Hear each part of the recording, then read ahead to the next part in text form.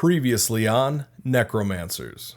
Nexus, the child prodigy of Necromancers, retaliated against the Knights of Night for hurting his parents, resurrecting their undead pets and using them to kill the Knights. His devout parents took Nexus to the palace of the Church of the Endless Chasm to confess their son's sins. In a show of strength to the bishop that confronts him, Nexus raises undead arms out of the ground and grabs the bishop's robes. Witnessing what he is capable of, Anastasis, the priest minister of the Church of the Endless Chasm and leader of planet Necromantia, takes over control of Nexus's undead and tells him, "I believe you're exactly who I'm looking for." The origin story of Nexus continues in this epic poem, written, illustrated, and voiced by world builder Zach. Priest Minister Anastasis stood up, a pleasant smile on her face. "Allow me to bless you all. Your child has honored our holy place." Anastasis stood taller than her height. Pale skin nearly glowed in the night. Unexpected beauty below raven black hair. Black gothic dress ornamented with care. Hot pink string failed to restrain her bust. A similar shade of lipstick teased a secret side of lust. She bit her finger. His family took a knee. She drew a pentagram on their forehead for everyone to see. Directed to the crowd, "Kneel before this boy. This day we mark for eternity, a celebration of our joy." She reached for Nexus's hand and clasped it like a mother. "Knights, show our honored guests to their quarter." She pivoted to walk inside. Nexus reached back for his parents. Tears ran the curves of the smiles they wore for his reassurance. This was their dream. No, their dream was transcended. They prayed he'd become a Knight of Night, a goal he'd far exceeded. They devoted their lives to this holy church of the Endless Chasm, believing their fortune would rise with his until granted rest in the bottomless canyon. Their son raised the dead with ease, 4 bodies in his possession. At first they feared the church's response for teaching their knights a lesson. As it turned out, their knight's death were Nexus's resume. Bittersweet the taste for these devotees as their talented blessing walked away. The child's gaze remained locked on his ever-shrinking family. "Forget them, child. They birthed you, but you were born of me." Nexus looked up in panic, her soft smile meant to calm. The harder he pulled his hand, the tighter she constricted her palm. They entered her throne room, vaulted 3 luxurious stories. A pentagram of stained glass overlooked Necromantia in all of its glories. The palace spire stood so high, a 60-mile line of sight, lit up like a beacon, visible to all throughout the night. Anastasis led him to the balcony, overlooking her knights as they trained. "They are nothing compared to you, not worth the dirt their blood has stained. They will donate their lives to you, my son, as they have done for me. I grant their lineage access to the chasm in exchange for their eternal loyalty. You have surpassed them all without effort, but that's not nearly enough.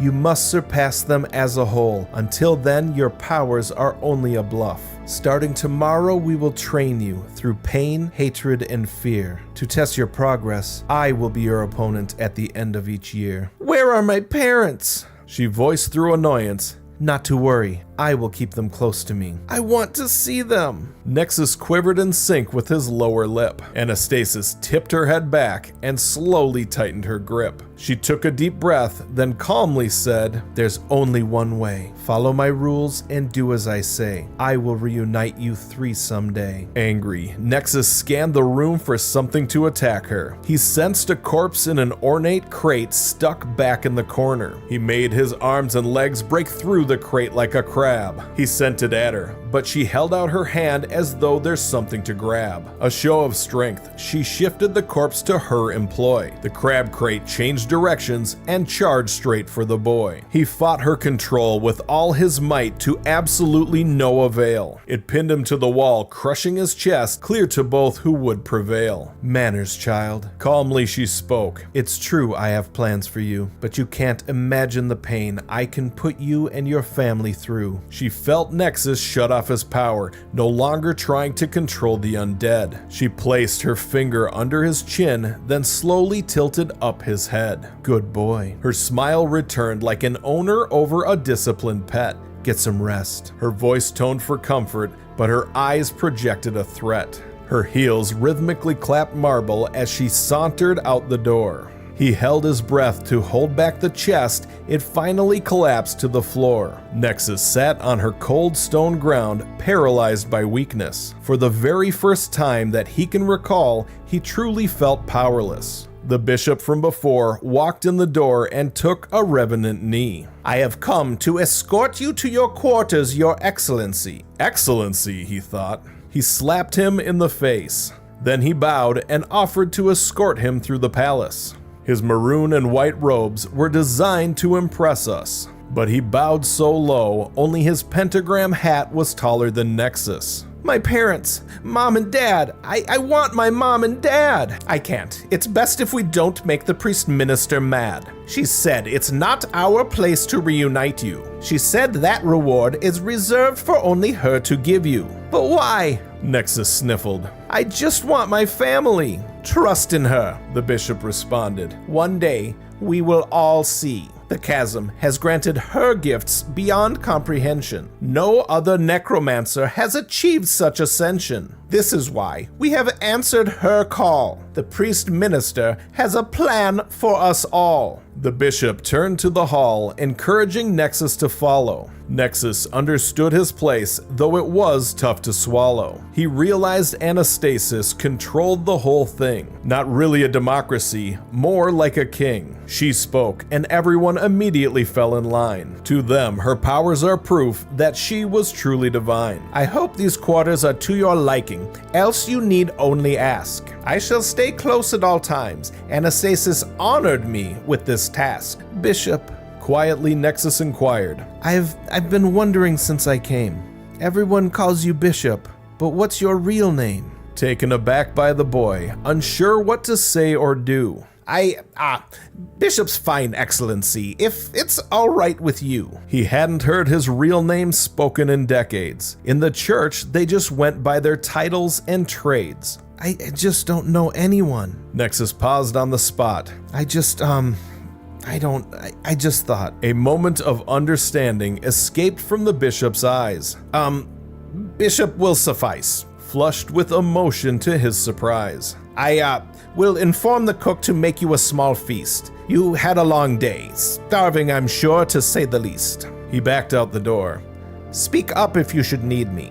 Nexus searched his room for any escape from which he could flee. No use. His balcony was at least 100 feet off the ground. Below were necromancers training, but still he could hardly hear a sound. Defeated, Nexus dragged his cloak across the floor. He climbed into his huge lush bed and stared at the sliver of light through the door. The light stayed on, though it strobed as a guard moved around. Nexus looked forward to every movement as long as it came with some kind of sound. The bishop bursted in. Your feast as promised. You will love it, your excellency, for you only the very best. 3 heads bowed and hoods carried in a variety of food, not the least of which was a desert fox, skinned, spiced, and barbecued. Bishop, called Nexus, would you mind joining me? No, it wouldn't be appropriate if someone were to see. Disappointment spread across Nexus's face. He didn't know a single soul left in this place. He felt lonely. He had never even eaten by himself. Village food was scarce, boring, and never prepared by a chef. But his family was always together, praying, talking, and laughing. Alone, there was no one around to distract him from his kidnapping. The bishop reversed back. His robes flapped as he walked. He whispered, "My name is Virgo." Nexus looked up, tearful and shocked. Virgo escaped as quickly as he came. It's crazy how much comfort can come from a name. He certainly still can't call him a friend, but he wasn't a total stranger anymore, or at least Nexus could pretend. So much food for a 7-year-old. He wished he could share it with those in the cold. Like Nexus, the peasants were frail and weak. This one meal could have fed his family for a week. Bishop Virgo retreated, the silence returned. Nexus resurrected the fox, which he curtsied and turned. He walked it over to curl on his plate. Then he grabbed a knife, and with gusto he ate. With only 4 ornate walls which he stared, Nexus returned to being a child alone and scared. He climbed like a cliff onto his giant fluffy bed. Thoughts of his parents ricocheted in his head. He pictured them happy lives to avoid his mourning, and to stop him from thinking of what might await him in the morning. Nexus woke to the sound of plates cleared and replaced. Bishop Virgo stood in the doorway, overseeing their haste. A whole new spread across the hand-tooled table. This was a perfect reproduction of every gluttony-based fable. A new purple robe draped on a hanger by the bed. At least he wouldn't worry whether or not he'd be clothed and fed. Virgo rushed him through each step of getting ready in the morning. It was clear the pace was specifically set up to keep bad thoughts from forming. "I can tell you this," Bishop Virgo announced. "In every way you are a prince. You can do what you want, when you want, without punishment or price. However, when it comes to the priest minister's wishes, you must hit the mark. There's no room for misses. Anastasis's word is everything to all of us. To her, you are another believer, to follow forever without any fuss. Those who act directly from her direction will carry out her wishes without exception. Just as she mandated me to your aid, we all have parts from her plan to be played." Nexus spoke up. "I'm your prince. I wish to see my family." Virgo lowered his tone. "That is not a power she granted to me." Virgo snapped his fingers and the room scattered empty. Nexus again dined alone. At breakfast too he would be lonely. Virgo then returned, pushing Nexus into his busy day. Do what you want? Nexus thought. Maybe if it's on his itinerary. Virgo brought Nexus to his very first class. In a small arena made from steel and glass, a knight of night approached, no duffel to be seen. His armor was more ornate than the others, but his scowl was just as mean. His hair, starched as white as expensive bleached bones. His voice rattled deeply in ominous tones. "Boy, stand at attention when I'm talking to you." "What? I don't know what I'm supposed to do." Nexus trembled. This knight wasn't scared. If he knew of his power, this knight wouldn't have dared. "Heels together, shoulders apart. Shout yes, sir, and don't get smart." This knight clearly commanded the authority of experience. But Nexus had enough. His tone made him furious. Nexus reached down, using all his power to search for corpses. Something was wrong. He could sense the energy, but not the sources. "Pathetic!" The knight backhanded the child, sending him to the steel floor. Nexus looked back just in time to see Virgo back out and shut the door. "You really are an oddity. To think our new prince is filthy from poverty. You didn't even know steel affects necromancy, but you wouldn't know that, would you? Living in the slums with only dirt below you." "How dare you!" Nexus cried. "I am your prince!" "Not mine," the knight shouted. "To me, you are an inconvenience. Look up through the glass. The priest minister's watching. She doesn't care what I do as long as you're improving. Now stand up straight, feet together. I will beat the weakness out of you. I will make you stronger. Call me Captain Equinox. I've been tasked with your fitness. I will make you claw out of hell, boy. Only Anastasis and the devil will be my witness." Torture and training, Nexus suffered through tears, broken down and built up over years and years.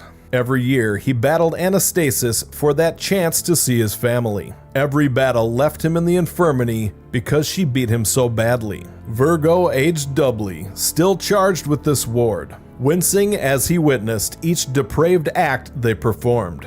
7 years have passed since the day they took Nexus. I still keep watch and take note of his progress. He's changed so much, pentagram scarred deep through half his head. His left eye's carved up too, a self-inflicted star in red. Who am I watching now? To what do I witness? A tool of destruction, or a captive child in distress? The next year will be telling of who he could be. Is Nexus still an option for the Milky Way Academy? Or will his burning ember of hate continue to grow in intensity? This anticipation is murder. I guess that's what I'm dying to see. Thank you for watching Necromancers. Please subscribe for the next episode. Now click the next video to go further down the rabbit hole.